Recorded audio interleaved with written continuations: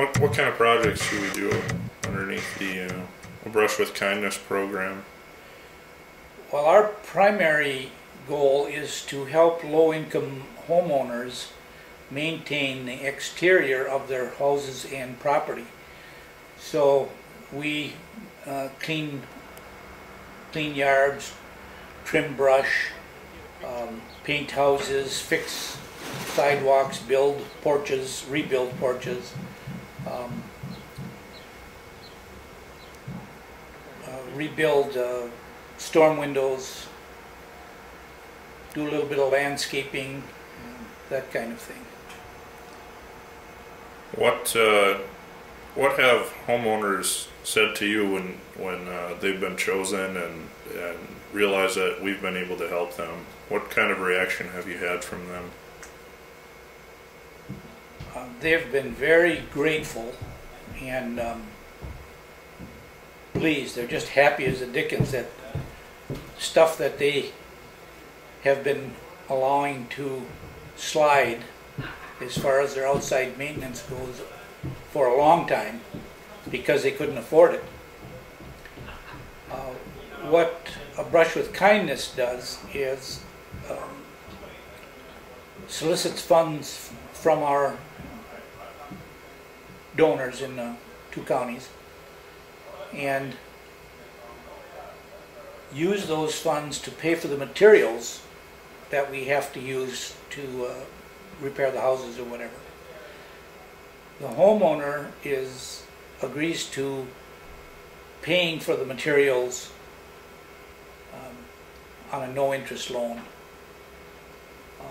and we try to get them to agree to a payment schedule that pays it off within 5 years.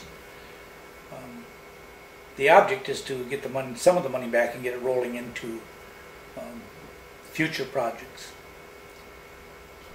Without the Brush with Kindness program being able to help these people, would they have been able to do the repairs and whatnot on their own on their homes? For the most part, no.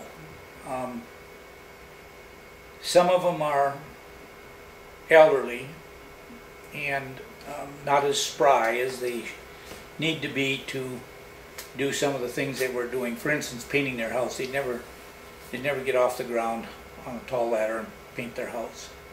What about financially? Would they have been able to? Well, because the income these people live with is so small that they can't afford to hire a professional firm to come in and paint their house or build them a porch or fix their sidewalks, or because they need to be painted in a lump sum right now as soon as the job is done. The upside of it for a homeowner is that a Brush with Kindness will come in with volunteers and do the work and pay for the materials, and the job gets done and they start paying it off $50 a month or whatever they decide. They get to choose the number that they can live with. So the answer to your question is no, they couldn't do it without us, and they hadn't done it until we showed up. It hadn't been done. Many of these properties have languished for decades without being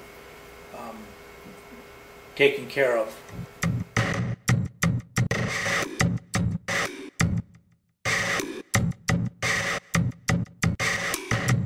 My name is Sharon Deezer, and I live at 1008 13th Avenue Northeast, and I have had Habitat come and help me take down my garage and some sheds. They are also going to help put a deck on my daughter's house, and I believe they're going to put some steps and do some work on the outside of my house. How did you hear about the Habitat opportunity? I got the flyer in the mail, and I called and I asked how I would qualify, or if I could qualify for getting some help for fixing up my house, which is in desperate need.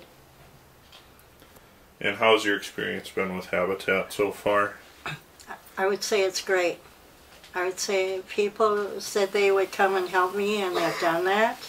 I couldn't expect anything better. I mean, it's something I've always hoped for, that there was a program like this. And I've needed the help for some time. What did you think about the volunteer group that came in to help you? I think they're really great. As far as the application process, did you find that easy? Were there things that could make it better? Well, I would say that as far as filling it out was fairly simple. I mean, you just had to read it, and you have to be truthful. You can't lie on it.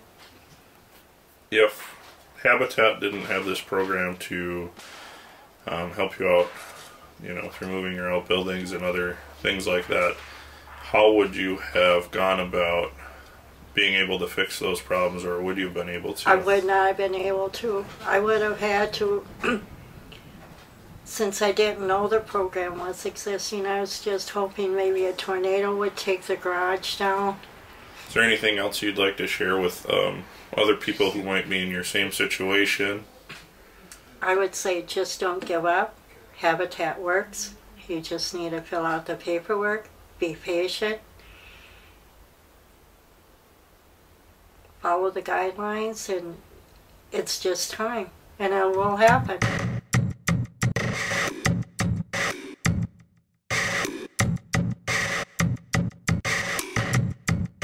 My name is Tanya Garza. This is my son Chase. He's 9.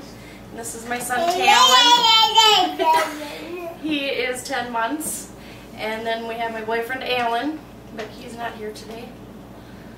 Okay.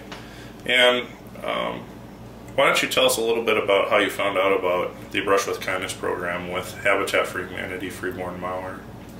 I received information in the mail about the program, and then there was a number to call for an application.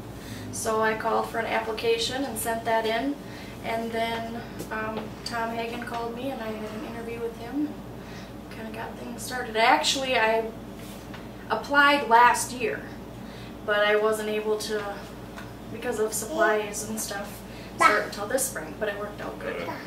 If you wouldn't have had this program available to you, how would you have done the painting and other items needed on your home? Would that have been a burden on you? Would you have been able to feasibly do it on your own? It would have been a burden to paint the house on our own. We wouldn't have had the supplies needed, such as the scaffolding, the power washer, things like that. It was also nice to have help with, you know, the paint and the supplies, or we probably wouldn't have been able to do it. And how's your experience been so far, along with Tom Egan, being the Brush with Kindness coordinator, working with you to get the house painted? It's been good. We've been keeping in contact through phone calls, and then Tom's been out here a couple times to deliver supplies, and it's been very helpful. Now, what would you say to other families that are out there that maybe in your same situation, where they're a little bit financially challenged at the moment, or maybe are handicapped, or don't have some sort of means to do maintenance on their home? What would be your advice to them? To look into the program. It's a good program, and it offers extra assistance. When this is all said and done,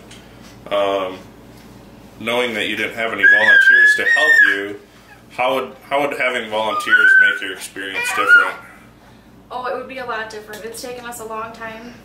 My boyfriend Alan is a stay-at-home dad, so to get the time to paint with Talon, it's been pretty difficult.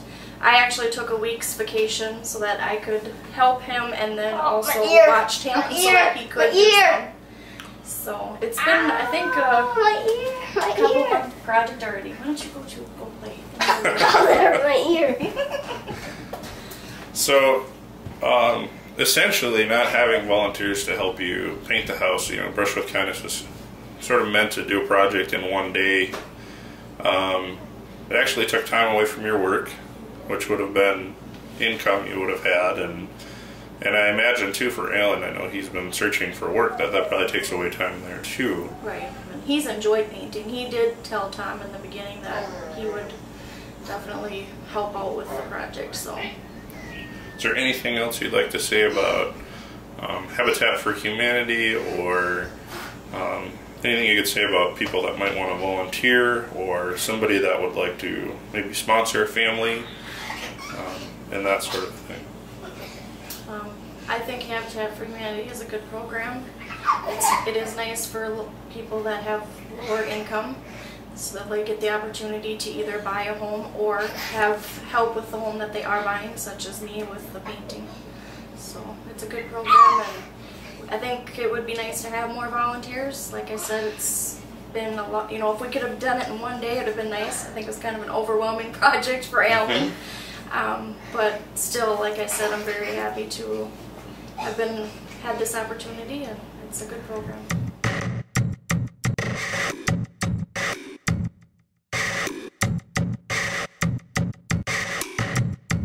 Do we have enough volunteers now, and what kind of roles do they need to fulfill? We never have enough volunteers. That's a given. We need volunteers to fill positions on the board at this very moment. There are board positions that are open. We have committees that need volunteers to run the committees. They don't have to paint houses or bend nails or break up cement or anything like that, but there are tasks on these committees that are crucial to the success of our program here at Habitat for Humanity. And anybody who is interested merely has to walk in the door and let somebody know that they're interested in volunteering, and they'll be welcomed with open arms.